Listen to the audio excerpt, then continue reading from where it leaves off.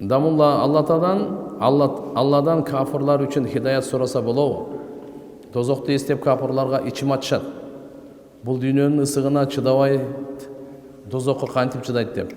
Алар дагы пайгамбар саллаллаху алейхи ва салламдын моюн сунбачу үммөтү го. Ошон үчүн ачышып хидаят сурасам болобу? Ыйлап болсо да болот. Туган караңыздар. Мусулмандарга, мусулман эместерге, кафырларга, бардык адамзатка хидаят сурасаңыз болот аксар. Бардыгына хидаят сураңыз. Хидаят сураңыз. А бирок ким өтүп кетти бул дүйнөдөн кафыр болуп, аларга кечирим сураса болбойт. А Кур'ан-ы Каримде Ибрахим алейхиссалам атасына кечирим сураган. То есть Алла Тааладан я Алла кечирип кой депчи, ал кечир депчи. Бирок алгайчы, кайсы? Алла Таала атаң кафыр экен деп билдиргенге чейин кечирим сураган да. А эгерде бир адам нак кафыр болсо, ага кечирим сураса болбойт. Алла Тааладан истигфар кылса болбойт ага. Я Алла ушу паланчаны күнөөсүн кечир деген болбойт. Ага хидаят бер деп дуа кылсаң болот. Чүнкү алымдар кээ бирлер айткан, эгерде бир адам куфурда өлгөн болсо, ошого сен кечиримдүүлүк сурасаң, ыйманыңдан ажырап калыштын коркунучу бар деген.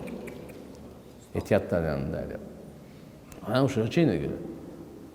А пайгамбар саллаллаху алейхи ва саллам Кур'ан-ы Каримде да эскертүүлөр келген.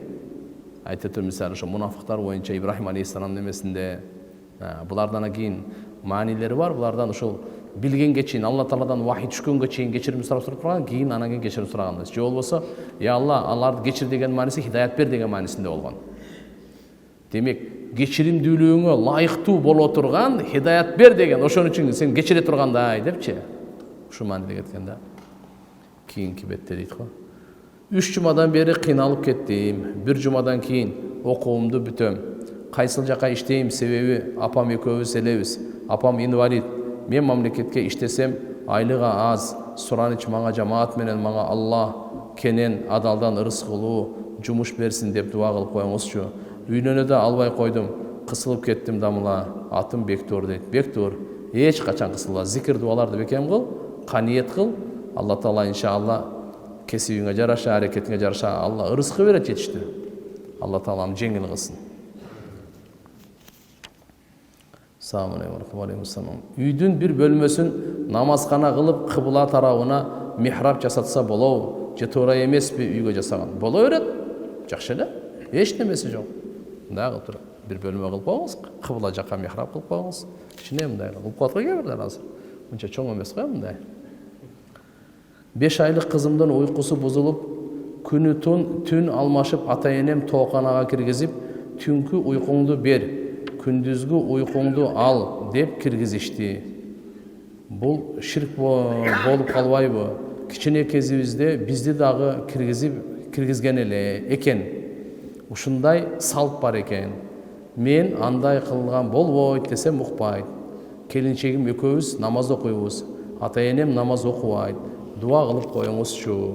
Алла разы болсун сизден. Жакшылап түшүндүрүп коюңузчу сураныч. Видеону ата-энеме көргөзөм. Машалла.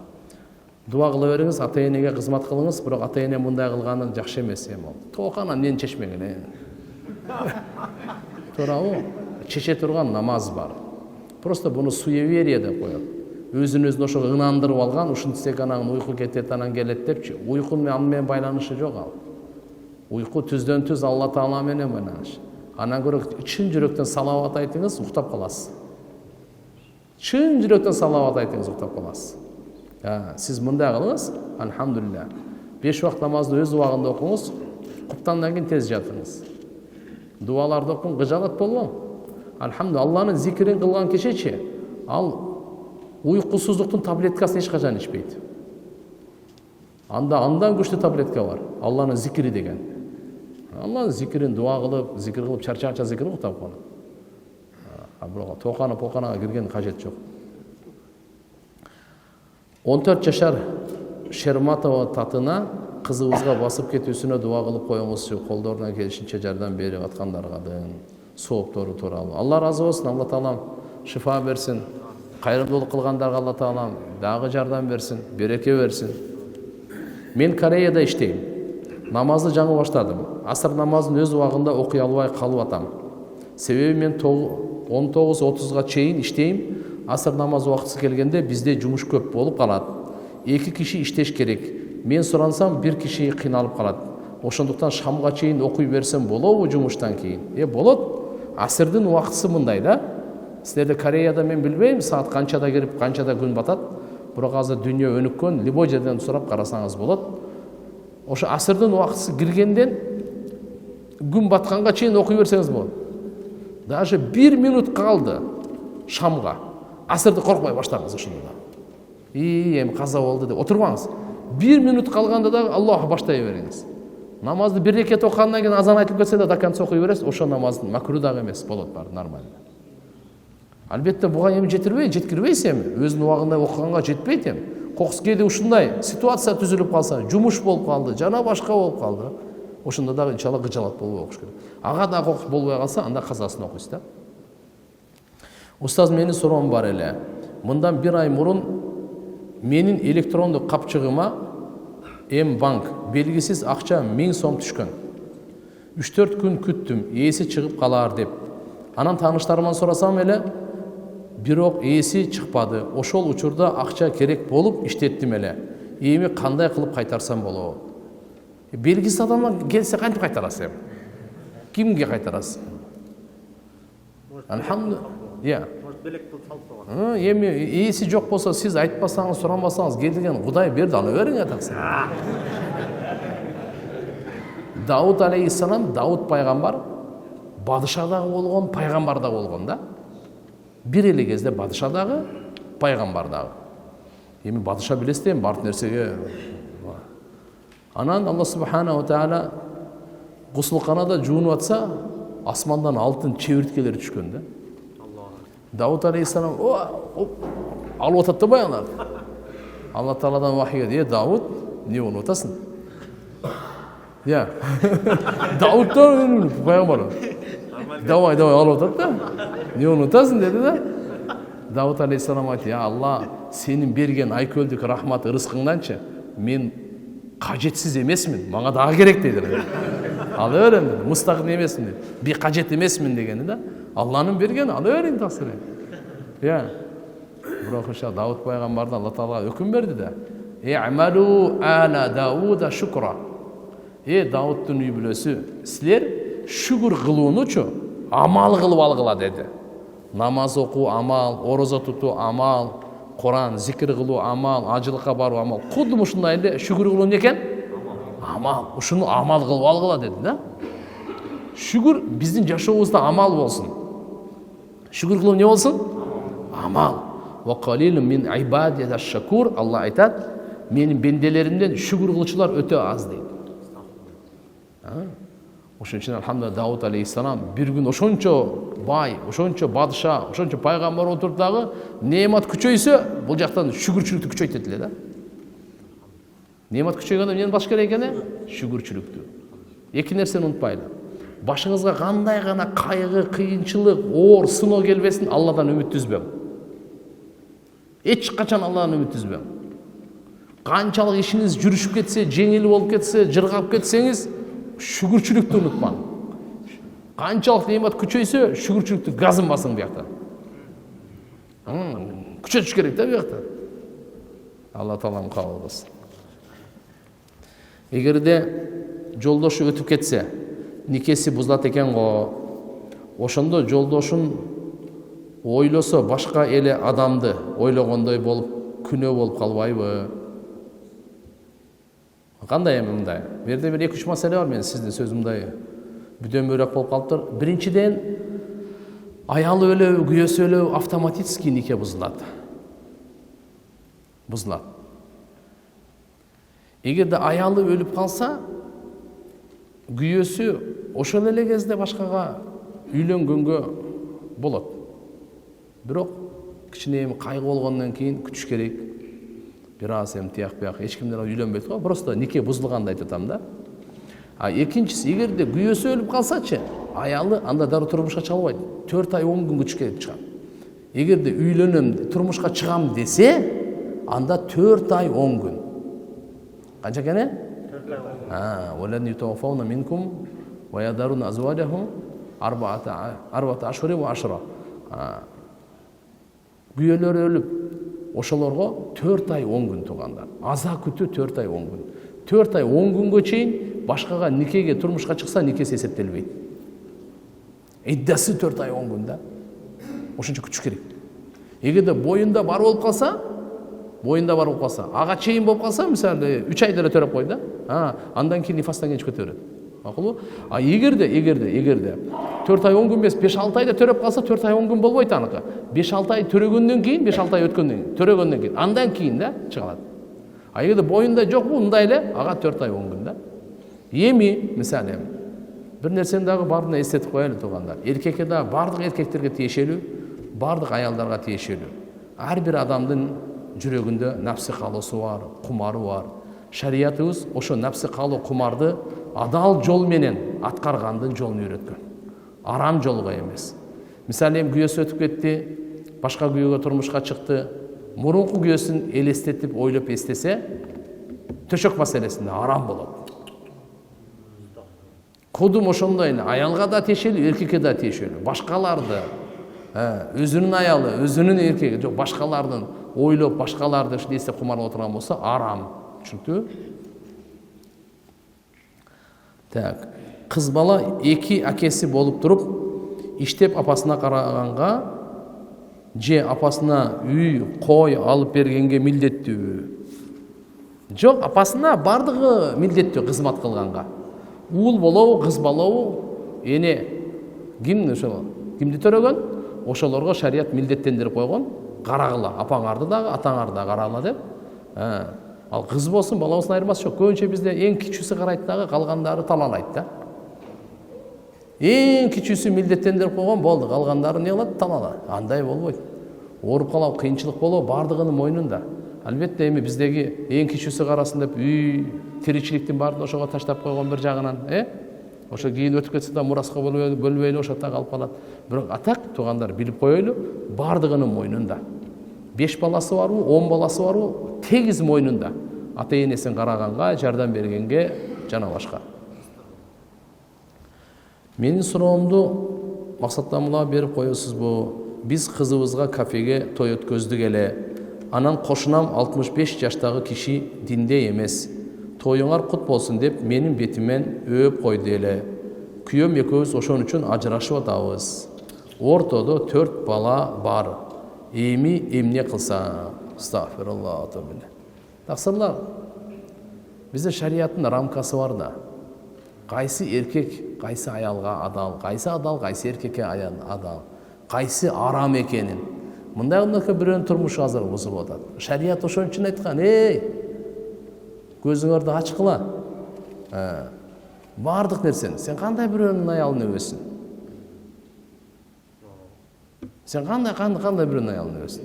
Анан бул тиги аял деле кичине эме болуш керек да, узага тарса да отуга, жок деп үнтере болсо да. Өзүңдөн деле бар да, капа болбо да. Анан күйөөсү да эркек деген гайраттуу болот. Мусулман болгондон кийин алхамдулилlah кызгануу деген болот. Кимде кызгануу болсо анын дини жок дейт, угуп алгыла. Махрамдарына, апасына, эжесине, кызына, карындашына, аялына кызганбаганды даюс деп коет. Даюс Алла Таала кыямат күнү рахмат назарын салбайт деген, бейишке кирбейт деген жери бар. Өтө катуу. Ошон үчүн азыр мына жердеги эмне кылат элеңер? Эми мен айтып элем сен эми үй бүлө бузулбасын. Ушундай эми болуп калды, тияк бияк, тем более кошуна андай мындай неме кылган. Өтө туура эмес болгон. Истигфар кылыш керек, тооба кылыш керек, тияк бияктарды. Экинчи жолу вообще намахрам аялдарга саламдашып, карап, учурашып, жана бана алды берди. Эркектер бар, балдарыңар бар, ошону жиберсең ошондо иштелип бүтө берет. Шариятыбыз таза, кыскасы. Бизде мына айтып аткан шариятыбыз барго таксыр. Бул тазалыкты каалагандарга, бейишти каалагандарга, ыймандуулукту каалагандарга, уяттуулукту каалагандарга. Анан кимге уят жок, ыйман жок, баары бирге аларга эмес, мен айткан сөздөрүм бар да. Ошон үчүн кээ бир учурларда ушактан угуп алып ана жумурткада кыр издегендер бар, анан тигиндей ана мындай деп маданият, саданиятты мага үйрөткөндөр көп болду. Жок таксырлар. Маданият динде, ыйманда, уяттуулукта. А сен билбейсиң эле канча пайда, канча зыян экен, канча үй бүлө талканалык экен, каяктан билесиң сен? Мисалы Кудай сактасын, ушу менен кетти. балдары бар, азыр мисалы турмушка чыгып атат, кудасы өгү бар, кандай болот эки сөздөрүн күчөйүп кете турган болсо. Эркекте да намыз бар, аялда дагы намыз бар мисалы. Ошол эле мына азыркында эле эркектерге деле сабак да. Бирөөнүн аялын катынын өппөсөң, сен аялың күнөө. Кандай сен акың бар? Анда болбойт да сен. Ак никеңдеги эмес да, намахранда кантип сен анан кол сунасың, кантип жана башка эме кыласың. Бул кесепеттүү нерсе да, таксырлар. Дагы Кудай сактап тур. Кокусанан бул эки кошуна эркекти урушуп кетсем не болот? Дальше болуш болду, пычакташып кетсем не болот? Кудай сактасын да. Адамда гайраттуу жаман бул, жаман нерсе кылып барат. Ошон үчүн айтабыз туугандар, келгиле, ыйман менен жашайлы. Намаз менен, уяттуулук менен, чек менен, бардыгы шарияттын чектери барды биздин пайдабыз үчүн. Ушуну түшүнүп алайлычы. Шарияттын чектери, адал арам чектери баары кимге үчүн? Биздин пайдабыз үчүн. Дамыла замзам сууну башка суудан кантип айырмаласа болот? Анткени азыр замзам суунун жасалмасы бар деп угуп жатам. Куран хадисте барбы айтылганы? Жок, андай жок, таксыр, бирок мындай да. Бул имандуулукка каралат. Замзам деп билбестен же сыртын жазып алып эле эптеп замзам деп сата берген болбойт. Уюткан болсоңузчу, сиз уютулган деп айтыңыз. Алдабаңыз адамды. Замзам Меккеден гана чыгат, башка жерде жок ал замзам суу. Бир эле Меккеден чыгат замзам суу. Башка жерден жок ал. Дубайдан алып келдим, Турциядан замзам алып келдим деп жатты. Эгерде ошол жактагылар келип, оригинал келген болсо мындай. Алдабаңыз, ахиретиңизди талкалабаңыз. Эгерде уйткан болсоңуз айткыңыз, мен 1 литр замзам бар эле 10 литрге коштум, ошо менен сатып атам. Мейли. Анда да шипа бар, касиет бар, таксыр. Бирок ачык айтыңыз муну. Уютулган болсо уютулган деп эле айтыңыз. Оригинал болсо оригинал деп айтыңыз. Атак мындай замзамды ичип көргөн, көп ичип жүрсөңүз, даамдап билип калат адам. Мындай бир ичкенде эле өзүнүн бир аз башка сууларга караганда бир аз өзгөчөлүгү бар, даамы бар. Өзүнө өзгөчө даамы бар. Устаз, апам 2 жылдан бери өпкөсү ооруйт. Айылдагы ооругандар бардыгы эшектин сүтүн ичип жакшы болуп кетишти. Апам болсо дары-дармек колдонот, дагы эле жакшы эмес. Дем жетпей калат. Эшектин сүтүн ичсе болобу? Айла жок болуп жатат. Караңыз, эшектин сүтү арам. Бирок азыркындай таптакыр дары жок болуп калган учурда 2 адис профессионал ушудан башка дары, альтернатива жок болуп калды. Ушу менен гана болот, болбосо болбой калды деген учурда шарият уруксат берет. Ошондо ичсе гана болот. Фидия жөнүндө мен өзүм Швейцарияда иштейм. Тапкан акчамды кайненеме атамдын атынан фидия деп берсем болобу? Же башка муктаж адамга беремби? Деги эле фидияны кимдерге бербеш керек? Кайненем биз менен турат. Жана биз үйдө көпчүлүк турабыз. Жашоо шартыбыз орто эле. Кайненемдин пенсиясы жана күйөөмдүн айына 4-5 миң тапкан акчасы менен оокат кылабыз. Фидияны берсе болот кайненеңизге, эчтеке болбойт. Фидия деген сөздү түшүнүп алайлы. Фидия деп мыналы орозолордун казасы, намаздын казасы болуп калат. Же болбосо ушундай милдетти аткара турган нерсени аткара албай калган. Бу жерде мындай да, бир адам бул дүйнөдөн намазын окубай, орозосун тутпай өтүп кеткен да. Ошонун анан кийин бул жактагы мураскорлору жана фидиясын берсе болот. Фидия дегени бир күндүгү бир фитр садака. Быйыл 56 сом болдубу? Ошол. Мисалы 30 күн ороза кармаган эмес эле, ошо 30 күндүгү 56 сомду көбөйтсөңүз, ошол 1 жылдык фидиясы болот. Кээ бир карган картаң бар 80-90га чыгып калган, же болбосо ушундай ооруда чалдыгып калган, кайра сакайбай турган, алар мисалы намаз окуй албайт, же болбосо ороз тута албайт, ошондойлорго фидия. Мисалы ошондойлорго фидия. Ороза кармай албайт, 80-90га чыккан мисалы, ал ооруйт мисалы, кайра кээде ушундай оору, ал мүмкүн эмес да, ар бир жарым саат сайын, 1 саат сайын тамак ич керек, ошо фидия да. Намаз боюнча намаздыкы жатып алып деле окуса боло берет. Таптакыран эсинен кетип калган болсо анда уже болбойт. Ошолорго гана фидия. Намазда ооруп калса аркасынан фидия берилбейт. Жатып алып окуса да боло берет. Таптакыр болбосо анан кийин имай ишара деп коет, мындай мен окугангачы. Берсеңиз болот кайненеңизге. Үй бүлөлүк шартыма байланыштуу Москвага 3 айга барып жумуш кылып келиш керек болуп атат. Окуумдан суранып 3 айга барып жаткам. Москвада эжемдер бар, жумуш даяр, посольстводо уборка кылып, бирок ал жака жолукчандарды албайт экен. только чачын көрсөтүп жүрүш керек экен. Ошону кандай кылсам болот? Негизи эле болобу? Жумушка барганда чечип, анан кайра Кыргызстанга келгенде оронсом. Жок, андай болбой калат бизде. Жаштакай азыр жолуктар бар, эмне үчүн? Эгерде болбосо башка эле жумуш карап көрүш керек. Кичине бир жумуш кичине тыйын үчүн деп анан түбөлүктүү ахирет маселеси, Алла Тааланын берген фарызын аткарыңыз. Насаат медиа приложениясынын убактысы боюнча намаз окусак убагында окуган болобузбу? Эгер ошол убакыттан 5 мүнөткө чейин кечигип калсак, намазды кечиктирип окуп жаткан болобузбу? Насаат медиа менен окусаңар болот. Алхамдулилля, туура Насаат медиа балдар аябай жакшы өз убагында неме кылып атат. А эгерде ошодон кечигип окуп калсаңыз, албетте. Мисалы, Багамдаттын күн чыга турган убактысы жазылып калды. Ошодон 5 мүнөт кийин окуй турган болсоңуз каза болот. Болду, бүттү. Макулбу? Ошондой эле мисалы аср намазына келип калдыңызда шамдын убактысы кирип кетти. Каза болуп калат ага деле. Же болбосо пешимдин убактысы кире элек 5 мүнөт эрте окуп алсаңыз болбой калат намаз. Намазды өз убагында окуу бул фарыз болуп эсептелет. Ошо азыр бүгүнкү күндө Кудайга шүгүр дейли, технология өнүккөн дагы болжолдуу эмес, так минутага чейин чыгып калды го. Туурабы? Бисмилла. Кошунабыз арак ичет. Келип пияз, картошка сурай берет. Жок бербейм десең да кайра келе берет. Үйдө бар туруп, жок деп айтканы дагы болбойт экен. Кантсек болот, жок деп айтсаң жоктун оросуна түшүп кетесиң деген да бар го, кантебиз. Өзү арак ичкенди вообще үйгө киргизбеш керек да. Сол кезинде айтканчы, вообще үйгө келбечи депчи. Арак ичкен эме ал мээси жайында эмес да. Акылы жайында эмес. Алланын наалаты жагып атса, шайтан курчап досу алып минип алса, каалаган жака ар кандай да болушу мүмкүн да. Ошон үчүн бирок эми анча-мынча карап туруп, соо мезгилинде курсак ачып өзөрүп калса, анда нампан берип койгула. Бирок акча эч качан арак ичкенге акча бербеш керек. Курсагың тойгозо турган мейли картошка, пияз иши кичине садака берип койгоңуз эчтеке болбойт. Бир пияз, бир картошка эмне? Тем более кошуна экен, бирок соо болгондо айтыш керек.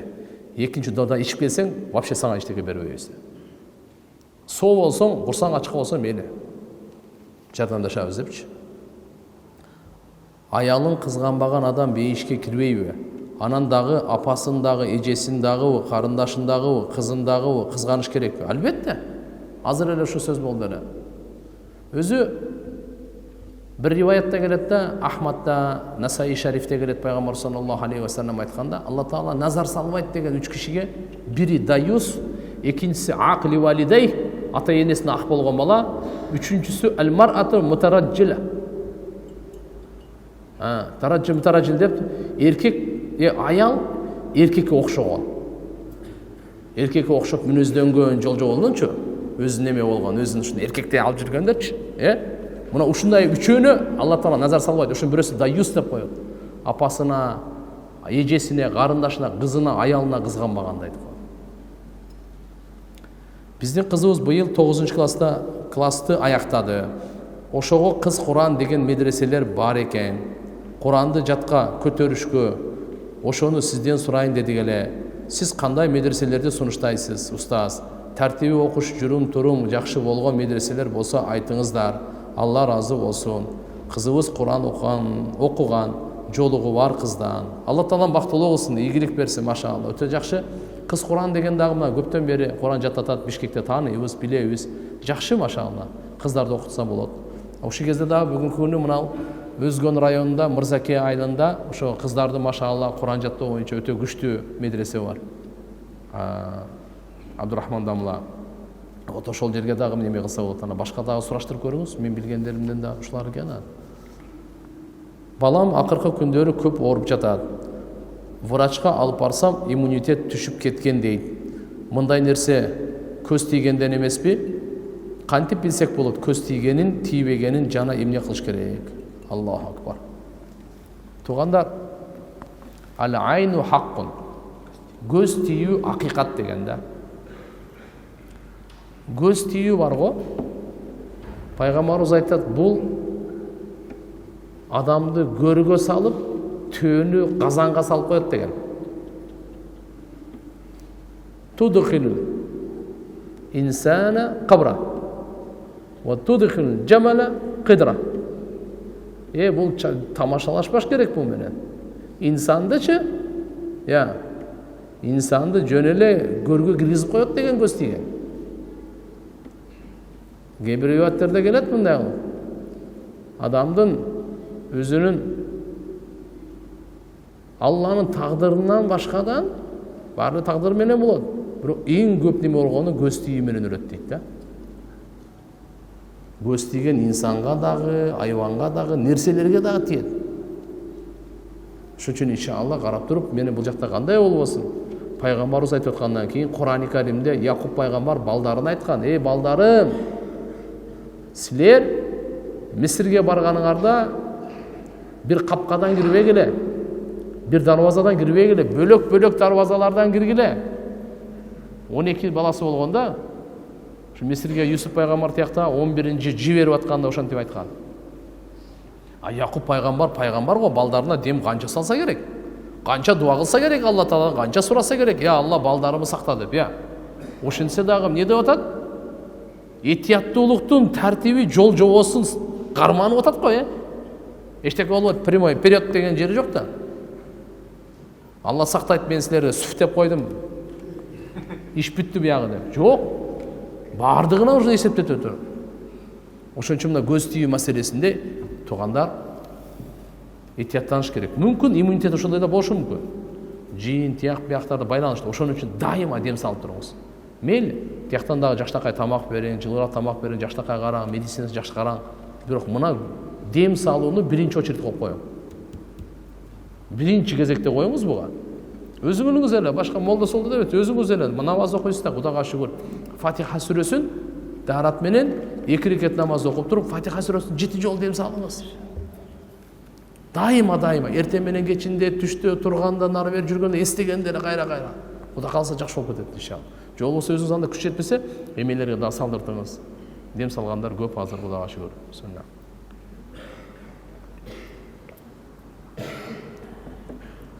Assalamu alaikum, assalamu. Менин окуган жеримде сакалың алмайынча экзаменге кирбейсиң деп бүткүл студенттердин көзүнчө келбетиме асылса кандай болот? Сакалды атаңдын тирүү кезинде койбойт кыргыздарда деп айтып жатат. Атам каршы эмес сакал койгонума. Алхамдулилля. Кыжалат болбоңуз азыр эми. Азыр Кудайга шүгүр. Бардык жерде эле сакал бар. Бирок ошо сакалды урматтап, ошого жараша жүрүңүз. Алдабаңыз, сөкпөңүз, жакалашпаңыз, урушпаңыз, кыянат кылбаңыз. Анан боло элегеле урушса кандай болот деп чочулай бербең. Эчтеке эмес ал, мурунку ал түшүнбөгөн доор өттү ал. Түшүнбөгөн доор өттү. Бул пайгамбарыбыздын чырайлуу, окумуш кереметтүү эркектерге өзгөчө сүннөт бул. Ошон үчүн иншалла буну кыжалат болбоңуз. Устаз, сабагыңызды Инстаграмдан көрүп жаттым. Алла разы болсун сизден. Мен жакында операция болуп төрөдүм эле. Бир аз акыбал оор. Жамаат менен дуа кылып коюңузчу. Анан ушундай оор учурда кандай дуа кылсам жеңилдик болот? Ясин сүрөсүн окугула. Роббана атина фид дуnya хасана ва фил ахирати хасана ва кина адабан нар. Буну ла хаула ва ла куввата илля билля ушуну көбөйтүңүз. 500-500ден сагар кеч айтып койсоңуз, ла хаула ва ла куввата илля билля. Иншалла биз да дуа кылабыз. Алла Таалам алхамдулилля өзүңүзгө наристеңизге ден соолук берсин, жакшы сакайып кеткен. Кыжалат болбогула, кыжалат болбогу. Киче зикирлерди күчөйтүш керек, баардыгы жакшы болот. Улуубуз Амир 8 жашта жакынкы күнү операция болгону турат. Сураныч ушул ыйык күндөрдө жамаат менен уулубуздун ден соолугуна, ден соолугу үчүн ийгиликтүү, жеңил жана бир жолку операция менен Аллахтан шифа тилеп, өзүңүз да дуа кылып коюңузчу. Бул кичинекей сумманы мечиттин муктаждыгына бизден садака болсун. Данияр уулу Амир, Алла разы болсун сизден. Алла Таалам уулуңуз ошо Амирге толук туруктуу шифа берсин, жакшы болуп сакайып кетсин. Ошондой эле ошо тилегендер бардык оорулардын баардыгына Алла Таалам баардыгына шифа берсин. Аллахумма шфихи шифаан камилан ажилан мустамирран. Аллахумма афихим, Аллахумма афихим. Я Алла, ошо баардыгы ооруп аткандардын баарына толук туруктуу шифа бергин, сакайып жакшы болуп кетсин. Я Алла, бирахматика я архамар. Ол 2 күндөрдүн кереметине. Иман барбы? мындан имамга кийин мечитке садакага берип коелу. Саламатсызбы устаз, жакшы. Жашым 17-де. Кудайым буйруп насип кылса, иншаалла быйыл медресеге тапшырам. Аркы дүйнөдө ата энесине алтын тажы кийгизет дейт. Ошол тууралуу менен тозоктон алыс болобу же кандай болот? Иншаалла иман менен кеткен болсо ата энеси, иман менен эле кеткен болсо ата энеси, баласы бул дүйнөдө Кур'ан окуп жаттап чыгып, адалын адал, арамын арам билсе, сөзсүз ата энесине Алла Таала ушундай таж кийгизет, бейиштин таж кийгизет. Анын нуру мына күндүн нурунан да нурлуу дейт да. Эгерде бул күн үйүңөргө келип калса, ушунча миллион километрден күн канча нур, канча ысык. Ошондой таж кийгизет экен, эми үйүңө келсе эстеп көр кандай болот. Ошон үчүн иншалла Кур'ан жаттайлы, биз да ата энелерибизге эмне кийгизели? Нур таж кийгизели. Болбосо өзүбүздүн балдарды жаттап турайлы. Абабыздын балдары бар, тайкебиздин балдары бар. Эпте ушу бирөөнү окутуп, адал арамын киргизип коюш керек да, чтобы эртеге барганда кичине проблема болуп калса, бизди унутуп калган жоксуңбу депчи. Айтат да, 10 адам тозок важип болуп калгандарга шафаат кылып бейишке алып кирип кетет. Бир кары 10 адам. Жөнөкөй эмес. Ошолордун арасында кошуп жүрсө болду. Чорный касса жөнүндө толугураак маалымат айтып берсеңиз. Өзүм үйлөнгөнмүн, апам чорный кассага барат. Кээде кара жат тартыш болуп калат. Апама айтсам намыстанып курбуларынан калып калам деп, ушундай болот, береке берсин. Болбойт да, мына ушу көрдүңбү? Чорный касса болбогон окуя. Өзүнүн аты эле чорный деп атпайбы? Анан көрө хотя бы ушу атын оңдо белый касса кылбайбы дейм да ушуларчы. Бирок белый кассанын шарттары бар. Айтып коеюнбу? Белый кассанын шарты мындай. Белый кассанын шарты ким канча мүмкүнчүлүгү болсо ошончо келсин, жемелемей жок. Болду, ыктыярдуу.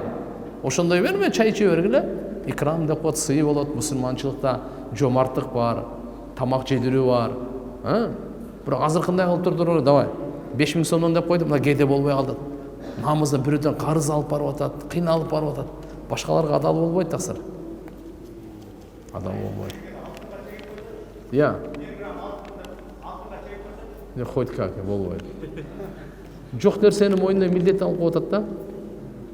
То, что я не должен, ошого ответственный болуп калдым. Бул менде дайыма бир абалда боло бербейт да. Кээде мен настроение болуп калам, вообще баргым келбейт. Бирок бул чорный касса меня вынуждает ошого барганга. Кээде менде акча жок болуп калат, эмне кылам? Кой деп бул жактан алам эптеп. Ошон үчүн шарият мына окшогонду бербейт да, ыктыярдуу кылып коет. Мен мисалы мындай кылайын, давай. Баардыгы ыктыярдуу деди, 5000 сомдон тамак ичип турабыз дедик, болду. Бир күн келди, ага мен ичпейм, мен болду, келбейм деп койдум да. Ажыга кеттим же 4 айга кеттим депчи. Мыналар эмне болот ошондо? Булар Алла үчүн берген эмес, баардыгын. Аны уже башталат да. Жакын арада ушундай бир чоң чатак болду. Мен силерге айтпай эле койдум, ошо чорный кассанын айыбынан да. Шарият таксыр мындай, бүгүнкү күндү карабайт да. Бир адамдын абалын карабайт да. Түшүнүктүүбү? Байларга эчтеке эмес мүмкүн. Баардыгы бирдей эмес да. Баардыгы бир ситуацияда тура бербейт да. Макулбу? Ошон үчүн баардыгына карап туруп, алхамдулилля ушундай эреже түзүп берген, жеңил болсун депчи. Так мен чогуу чай иче бергиле, келе бергиле. Ким колунан канча келсе, бирок милдеттүү кылбагыла, кыйнап. Наристенин башына жол түштү, көзү кылый болуп калат. Кемеге түшкөн адамга канча кайчы менен кырктырып кой дешет. Ушул нерсе тууралуу маалымат берип коюңуз. Кемеге түшкөн эмес, алып келиңиз, мен эле кыркып берем аны. Эчтеме эмес. Албетте ислам динде жакшылыкка жоруу бар. Бирок мынандай эле бир салттарды кемеге түшкөн анан тиякта деп дем салдырып койсо болот, эмдеп койсо болот. Макулбу? Энелерибиз алхамдулилля эмдеп келген, иштеке эмес. Бул ширк пирк эмес таксырлар. Бул келечекте айткан бир нерсе болсо, анда бир бөлөк нерсе болот. Эмдеп койгон иштеке эмес. Жакшылыкка жорууган жакшы бул. Даже нерселерди мындай өңүңдөгү нерсе эмес, түштөгү нерселерди жакшыга жорса болот. Макулбу? Тем более өңүңдөгү нерселерди. Атак мындан мисалы кеме деп андайлар чектелип болбойт. Пешим намазы телефон суроо пешим намазы телефондо убактысы кирсе, бирок жергиликтүү мечитте намазга азан айтыла элек. Бирок сапарда жүрсөк, шашылып же убакыттан пайдаланып жергиликтүү азанды күтпөй окуп чыгып кетсек болобу? Шашылып аткан болсоңор болот. Шашылып аткан болсоңор болот. Эчтеке эмес. Убакыт кирди, албетте азан айтпай койгонуңарга бул жакта тарки сүннөт болуп калат. Эң жакшысы убакыт кирер замат ошон үчүн азан айтып койгон жакшы да. İşte kийинкилерine бардыгына, мисалы убакыт кирди, азан айтып коюңуз, жергиликтүү жарым сааттан кийин окуй берсин мейли, 15 мүнөттөн кийин окуй берсин. Бирок азанчы убакыт кирер замат айтып койгон жакшы да. Азыркындай мусафирлар бар, шашкандар бар, ооругандар бар, жумушта кызматтагылар бар, совещание баргандар бар, самолету барлар бар. Ар кандай окуп, ошолор машалла азандан кийин окуй турган болсун да. Түшүндүңбү? Эгерде вдруг андай эмес, саат мисалы 1ден 5-10 мүнөт өткөндө убакыт кирет, бирок 1:30 азан айтыла турган болсо, бул азыр кетиш керек эле. Мейли 1:15 намаз окуп кете берсин, эчтеке болбойт. Бул сейрек кездешкен учурда болот да бул. 6 жылдан бери грузчик болуп иштейм. Акчасы жакшы, жумуш, акчасы жакшы жумуш. Бирок 23кө чыкпай жатып, белибиз ооруйт. Сознание дагы жогото баштадык. Ден соолук үчүн катуу жооп берип каламбы деп корком. Туура эле кылып жатамбы, кеңеш бериңизчи. Зыяндуу ишке иштебеңиз кыздар. 23 жашында кичине жаштай. Ал киши акчасы жакшы деп эле иштей берип анан, андай болбойт. Эртеге ден соолукка жооп бересиз, кыямат күнү Алла Таалам сурайт ал. Дагы бир суроо. Атабыз илимдүү адамдын арак ичкен атасына антпеңиз деп айтса болбойт деген видеосун көрүп, айта берем. Өзү жакшы адам, акыл эстүү эле, бирок кээде ичип коет, көңүлүм түшөт. Таксырда мындай. Албетте сиздин атаңыз да алчы. Ичип алса деле, ичпесе деле атаңыз. Бирок ичип алганда деле сиз ошол арактан тыюуда урушуп, кекетип, корс сүйлөгөнгө акыңыз жок да. Сунуш иретинде, жалдырап, сураныч иретинде ата деп, айланайын ата деп, кызматын кылып ушундай суранып неме чакырсаңыз болот. Атак бирок башка өзү теңдүүлөрү бар, жоксо башка дамыналар бар, аалымдар бар, даватчылар бар. Ошолор аркылуу дават кылдыртып, акырын даватка чыгарып, анан машалла белек берип, жакшы сөздөрдү айтып, дуа кылып, садака берип. Иншалла мындай көп балдарды көрдүк. Ата-энесинин хидаятына себеп болгончу. Акылдуу, гений, ыймандуу падыша төрөлүш үчүн кандай дуа кылуу керек? Аллаху акбар. Акылдуу, гений, ыймандуу падыша төрөлүш үчүн кандай дуа кылуу керек? Аялымдын боюнда бар, дуа кылып коюңузчу. Алла Таалам жеңил кылсын. Аллаху акбар. Анын үчүн падыша элдерден шайланат, таксыр. Инопланетянин эмес, асмандан жерден чыкпайт ал, өзүбүздөн болот. Биз коомчулукту, жаштарыбызды жакшы тарбиялайлы, ушулардын арасынан чыгат. Келечек, алхамдулилля. Балдарга таалим, тарбия өтө маанилүү. Кытайдын бир акылман айткан экен, эгерде сен 1 айлык түшүмдү кааласаң, эгин эк деген экен. 1 жылдык түшүмдү кааласаң, 1 жылдык түшүмдү кааласаң эгин эк, 10 жылдык түшүмдү кааласаң дарак эк, 100 жылдык түшүмдү кааласаң балдарды жакшы таалим тарбия бер депчи.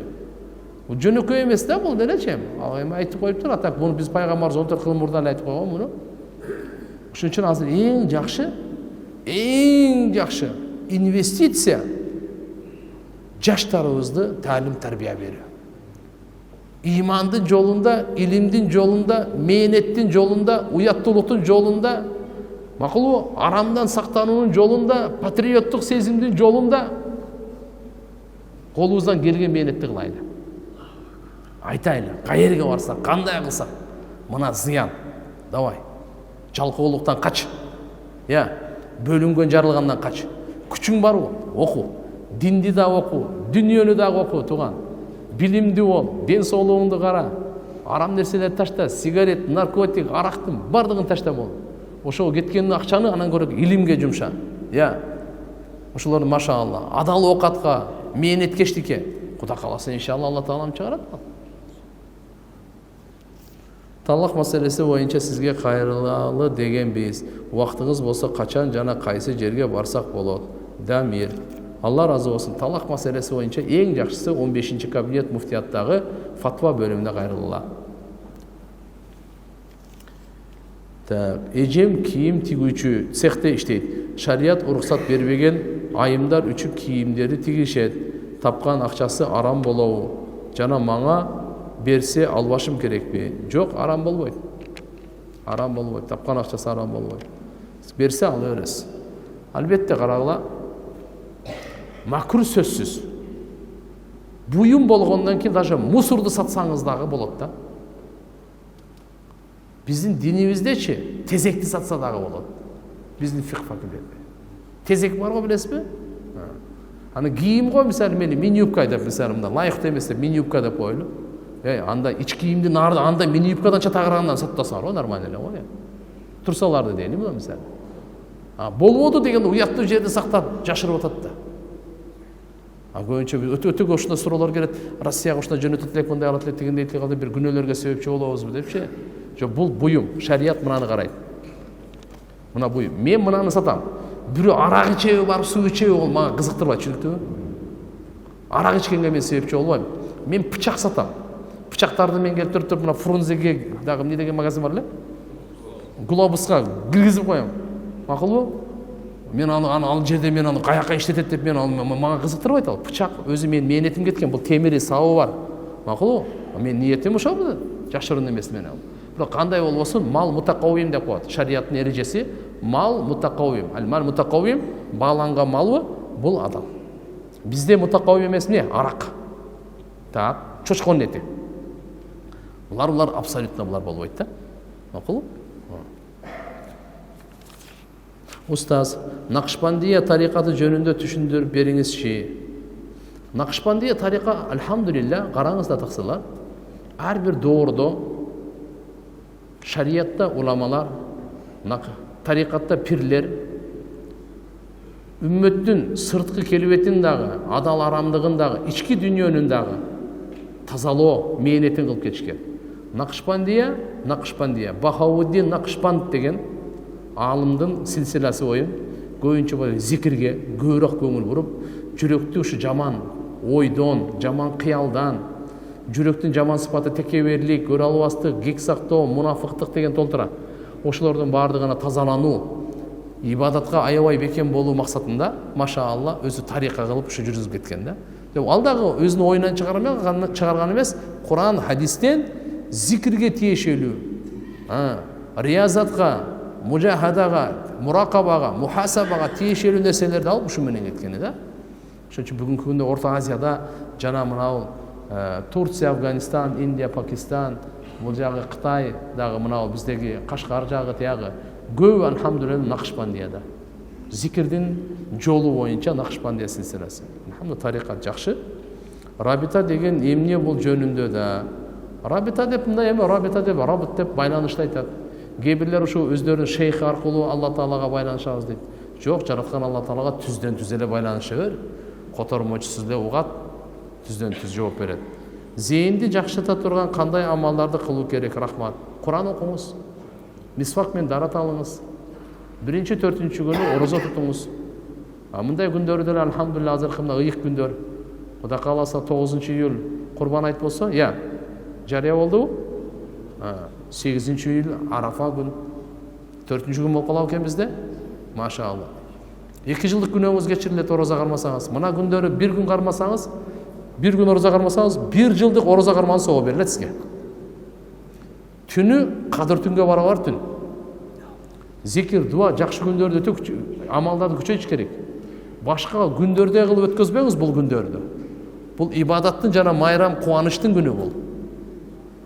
Сооптун күнү.